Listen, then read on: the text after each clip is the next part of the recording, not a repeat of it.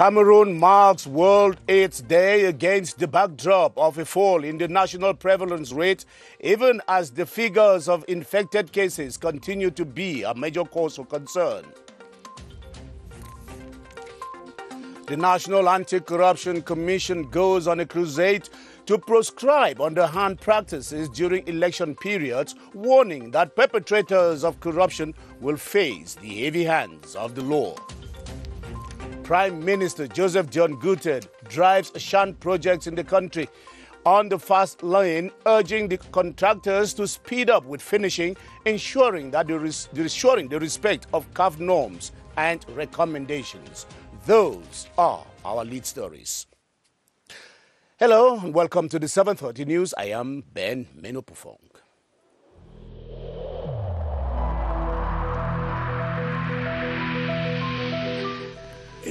In this connection, we should avoid stigmatizing.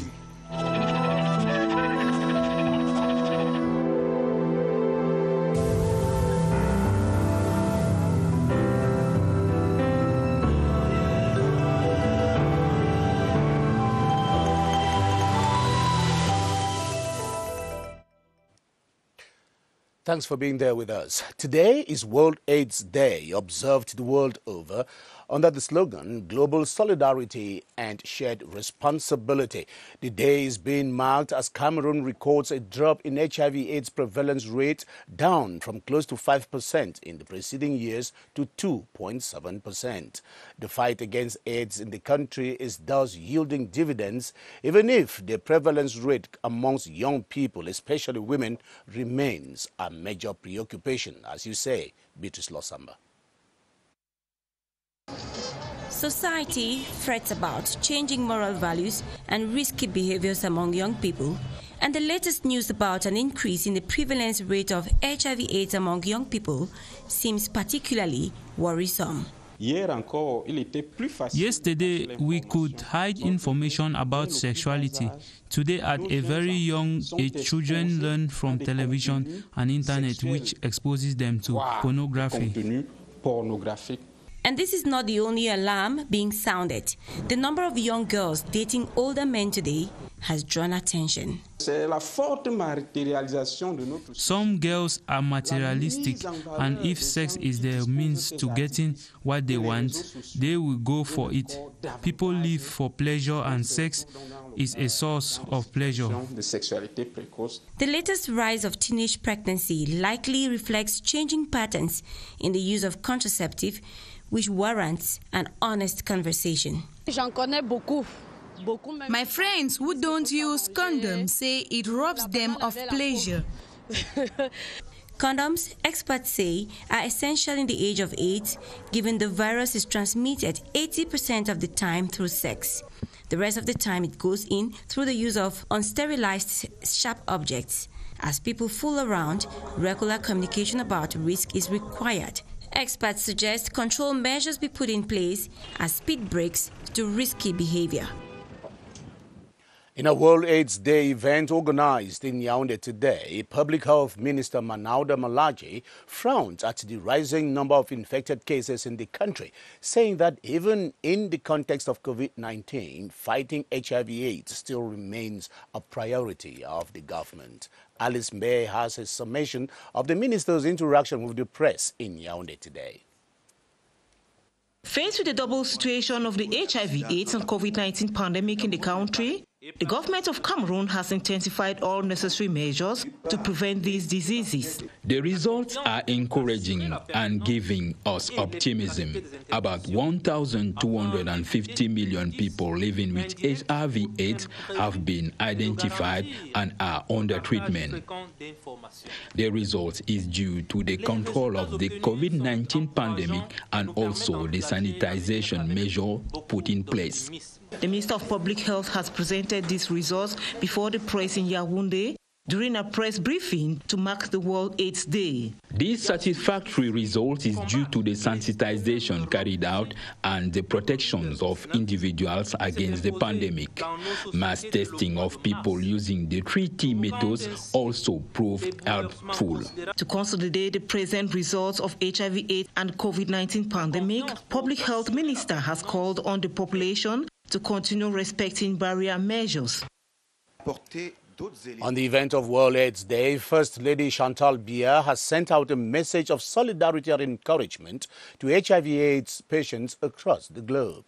As the search for a vaccine and treatment for the pandemic continues, Madame Chantal Biya has been on the forefront in this search while intensifying the fight against the killer disease. Enanga Kebi reports on the content of the First Lady's message. Away from the popular gatherings characterized by testimonies and cultural display that surrounded AIDS Day commemoration in Cameroon, Mrs. Chantal Biya this time around, in a quiet manner, sent out a strong message of encouragement and solidarity with the over 38 million AIDS patients worldwide. The message of the First Lady of Cameroon, Her Excellency Mrs. Chantal Biya, the founding president of African Synergy Against AIDS and Suffering, is the same. We should persevere. We should continue. The fight is still on. We should not give up. And we should keep on doing what we've been doing for 18 years. Mrs. Chantal Biya has been combating the spread of the AIDS virus for over 2 decades in Cameroon and the continent at large. Through the Mother and Child Center of Health Foundation, focus has been on the reduction of the mother-to-child transmission of the virus. With the Pan-African Association of First Ladies, dubbed African Synergy, Mrs. Chantal Biya, the founding president, alongside her peers of the continent, have been involving youths and other stakeholders in the campaign against the pandemic. Through programs like AIDS-free holidays, peer educators have been educating their peers on how to stay free of HIV. With international partners, Mrs. Chantal Biya succeeded to get scientists, researchers, the civil society, and others involved in intensive research on HIV. The outcome was the creation of an international research center in Cameroon, patronized by the First Lady. Here, the quest for a pediatrics vaccine against the virus is in the advanced stage. Today, Mrs. Chantal Biya is a social star and a champion in the AIDS battle, following her attributes as UN AIDS Special Ambassador in the fight against... And now on to this development just coming to us from CRTV Southwest. The forces of law and order have arrested a man suspected to be part of the gang of gunmen who murdered 7 students in KUMBA last October 24. 24-year-old Neba Ngwa, who goes by the pseudonym of Commander ZABRA, was arrested at a drinking joint in KUMBA today as he struggled to forcefully extort money from a customer of the bar. Annabelle Ndike now reports... he was presented to the senior divisional officer from Meme before being kept in custody by the forces of law and order. According to official sources of the KUMBA administration, the suspected gunman was about to extort money from a customer in a drinking joint where some forces of law and order came to the assistance of the man. The suspect, known as Commandant ZABRA, tried to escape. After he was overpowered, he was taken to the DO's office where he was presented to the SDO for Meme Division. He's saying that the head of state should forgive him. It's late for him. There remain 7 of them. 2 have been arrested. The remaining, I am beyond them. While responding to questions, Nebangwa is reported to have admitted that he is a separatist fighter and belongs to a gang of 7 fighters based behind Government Balingwa High School, Kosala KUMBA. The gang, which is believed to have attacked the Mother Francisca International Academy on October 24th, killing 7 students. He is believed to be the second gunman arrested belonging to the gang that killed the students. The President of the Republic has extended his sympathy and compassion to the family of the 13 people consumed by flames in their home last Saturday in Vidéo in the north region of Cameroon. The message of condolence and comfort was transmitted by the Minister of Territorial Administration, Paul Atanganje, currently visiting in that part of the country. Constantine Baum reports. In times of crisis and disaster, the head of state has always come to the aid of the distressed population. This unfortunate fire incident in Vidéo, North region, killed 13 people aged between 2 and 38. The head of state gave us the instructions to come and extend his heartfelt condolences to the bereaved families and to extend the condolences of the First Lady and to tell them that the government will assist them in these difficult moments.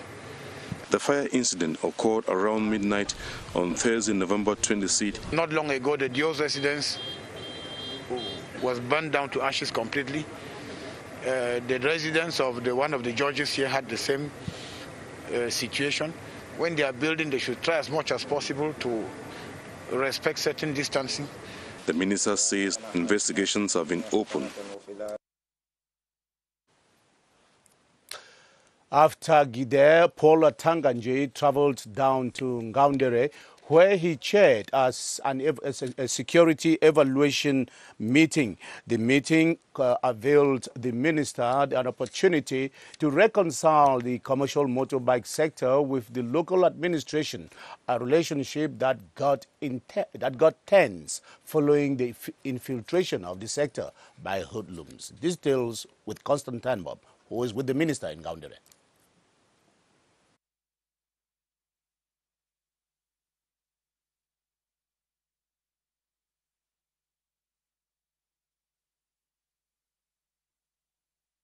Election is just around and must run without hitches. Essentially, we have to evaluate the security situation of the region.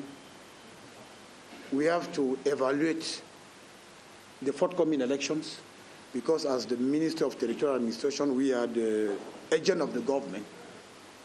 ELECAM is the independent organ in charge of organizing elections, but we accompany ELECAM in the process. First of its kind for commercial motorbike riders and their syndicates to attend a security meeting with a minister discussing their issues. The sector has absorbed thousands of youths and is a new ground that breeds vandalism and hardened criminals. Complaints from the population. We have highway robbers who have infested this profession. They must abide by the rules and regulations. Minister Paul Atanganje has worked on a social contract with them, educating them on the laws that control the sector. All was to bring them on board for them to see the key role they play in the development of the country and the responsibilities on their shoulders. Face masks were handed over to them and financial assistance for the syndicate to organize seminars for the young bike riders.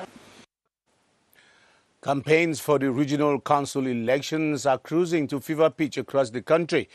Generally, election periods are characterized by corrupt and other underhand transactions that the National Anti-Corruption Commission is bent on proscribing and eradicating. But just how does corruption manifest itself in elections? Ebenezer Akanga went finding out.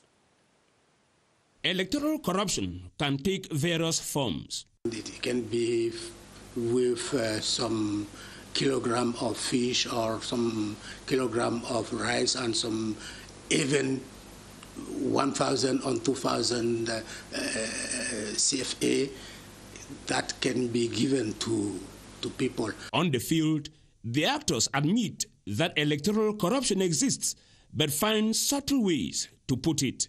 Corruption is a reality, but it's not only the financial corruption, you also have the psychological corruption. Apart from financial and material corruption, the phenomenon also takes the form of influencing the choice of candidates to be elected. Some chiefs think that because they are chiefs, they can impose their point of view. It is not like that.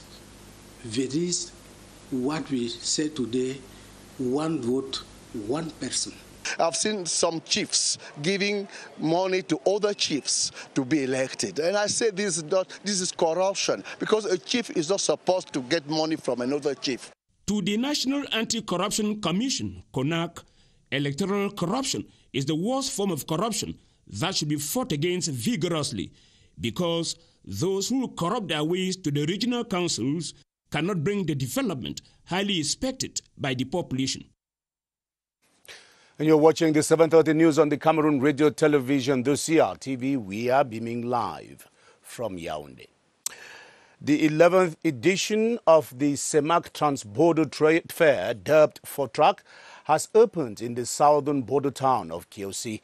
The sub-regional fair brings together traders from all the 6 countries of the CEMAC zone and seeks to consolidate sub-regional integration and cross-border economic exchanges. From CRTV South, Clarence Azé reports. The 10 days event is bringing together traders and other entrepreneurs from the 6 CEMAC countries and others such as Ghana, Togo and Morocco, with traders exhibiting products ranging from textile, cosmetics, arts and crafts, African traditional medicine and agricultural produce. Public and private enterprises are also present to market their services. South Governor Felix Ngelengele praised the initiative of the active women in CEMAC, REFAC, and its dynamic president, Cameroonian-born Daniel Latte, saying the fair is a veritable shop window to the innovative and creative works of CEMAC ladies. Borders should not be seen as barriers. They should be seen as places of exchanges and opportunities. Gabonese Minister of Decentralization, Cohesion and Territorial Development, Matthias Otunga, was guest at the kickoff event of this 11th edition, which seeks to foster sub-regional integration through cross-border economic exchanges. Now news on to at Parliament. Some 228 billion CFA francs will be dedicated to step up the qualitative and quantitative supply of water and energy throughout the country in 2021. The budget was defended today at the National Assembly, together with the 14.4 billion CFA francs of the Ministry of Public Contracts and the 15.9 billion of the Ministry of Forestry and Wildlife. Esther Kimatabot reports on the budgetary defense as it unfolded today before the IIE Commission. Intensifying control missions and auditing to combat corruption in the award and physical execution of contracts is a target in the public contract sector, allotted 14.4 billion CFA francs. The priority is to intensify our control. I think the control is a very key issue, because we give the money to the people, we award the contracts, but in fine, we did not receive what normally they could do. In forestry and wildlife, in spite of the 1.3 billion drop in the budget, 15.9 billion will guarantee the effective management and renovation of forests. Our country is facing today some challenges, major challenges, but we are decided to fulfill our duties and to continue with the management of forestry. With acute water and energy deficits in most parts of the nation, 350 scan water stations will be rehabilitated and power transmission lines commissioned with 228.4 billion in 2021. We are going to commission the transmission line between the dams and Yaoundé. We would like to finalize, to complete the interconnection between East and South region. In water, we are going to start rehabilitation of scan water. Refurbishing work on Sonora will also kick off as the main priority in the field of petroleum products. National Assembly Chief Correspondent Esther Kima reporting there. The settlement bill of Cameroon for 2019 and 4 other bills authorizing the President of the Republic to ratify some international accords have been adopted at the upper house of Parliament. The bills were defended by the Minister of Finance, Louis-Paul Motaze, and the Minister of External Relations, Lejeune Belambela, at the Yaoundé Conference Center today, during a plenary sitting chaired by the Senior Vice President of the Senate, Aboubakari Abdoulaye. Senate correspondent Charles Anyangwe reports. The first to be adopted was the Settlement Bill of Cameroon for 2019, after a series of questions put to the Minister of Finance by some senators. To Louis-Paul Motaze, this bill is of prime importance. For the settlement bill, there is a report made by the audit bench of the Supreme Court, and they have said that we can see a slight improvement in the execution of our budget. Shortly after defending the settlement bill, the Minister of Finance was before senators again, but this time to defend the Multilateral Convention on Tax Treaty relating to profit shifting.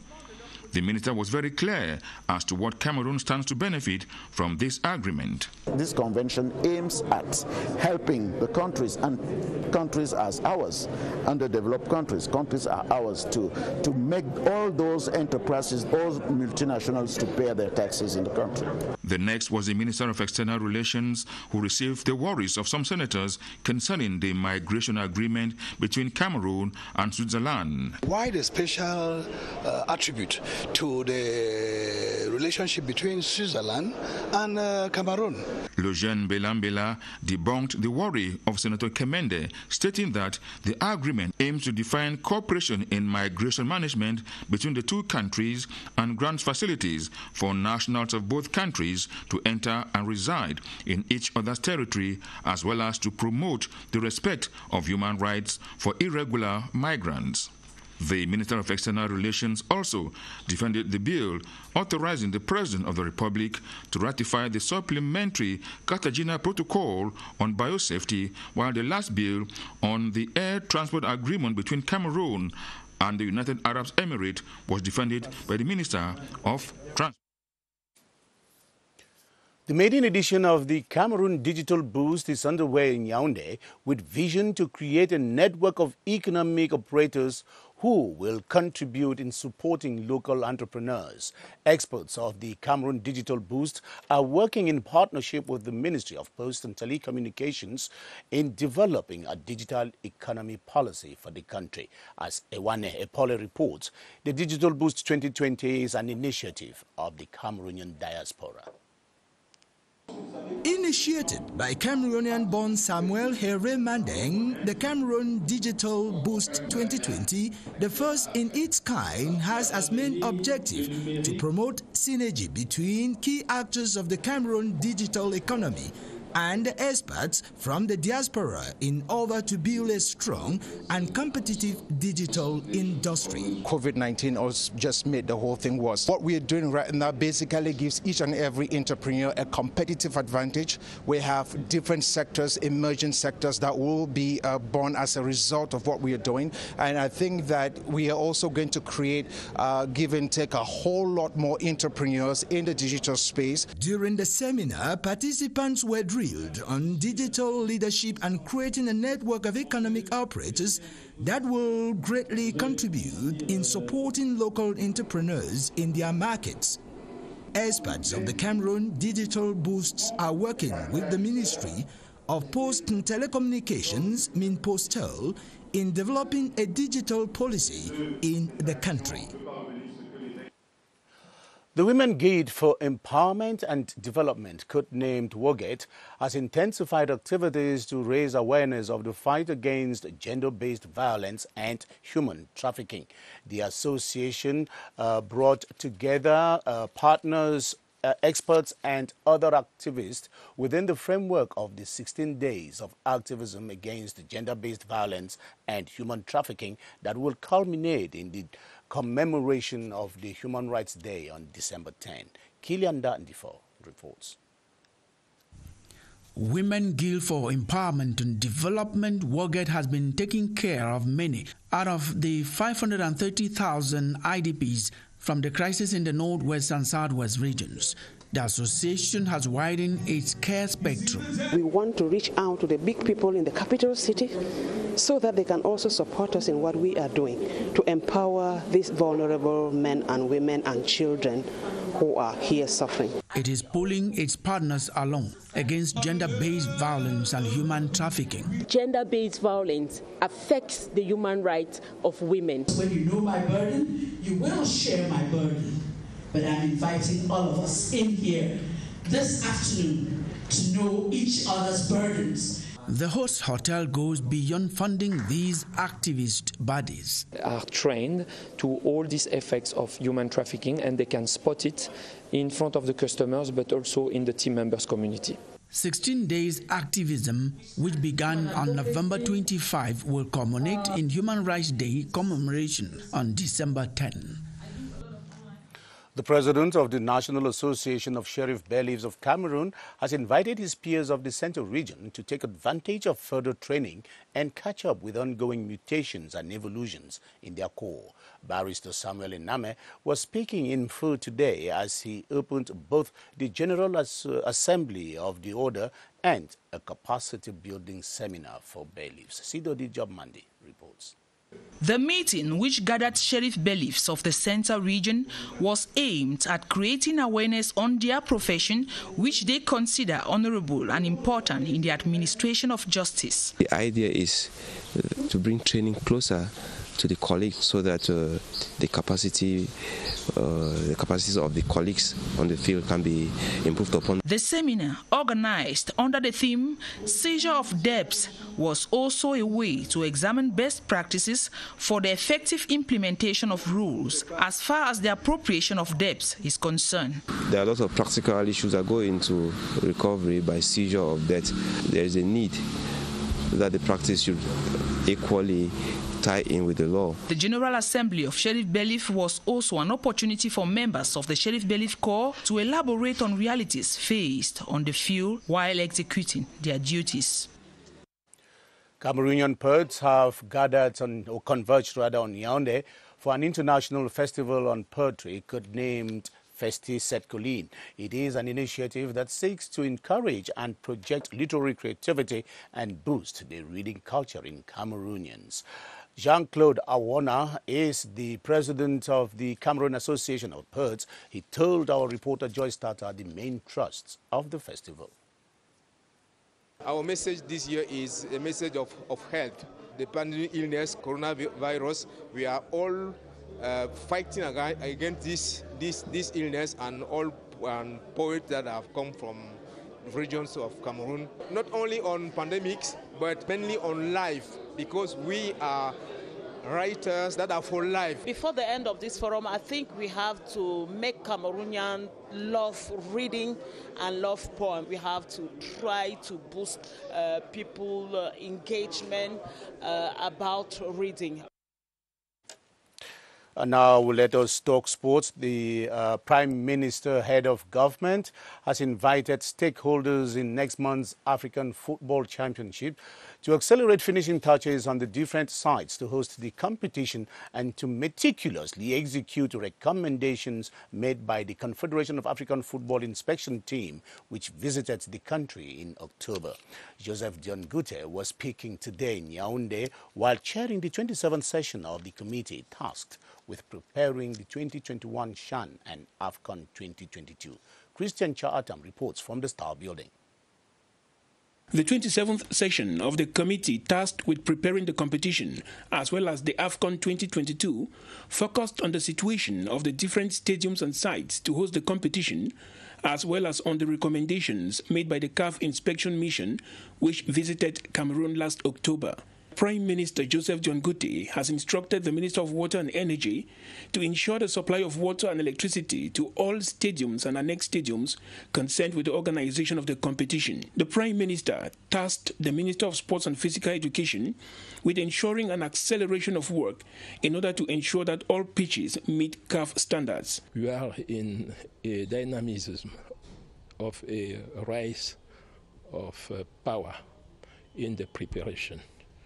We are satisfied. The traffic delays along the east entrance to Douala also formed a major part of discussions, while saluting the alternative roads previewed by the mayor of the Douala City Council to reduce traffic going towards the Japoma Sports Complex. The Prime Minister has invited the head of the police force to work in collaboration with councils in all the different towns to host the competition. That was our package this evening. Thanks for the privilege of your company. See you tomorrow, 7:30.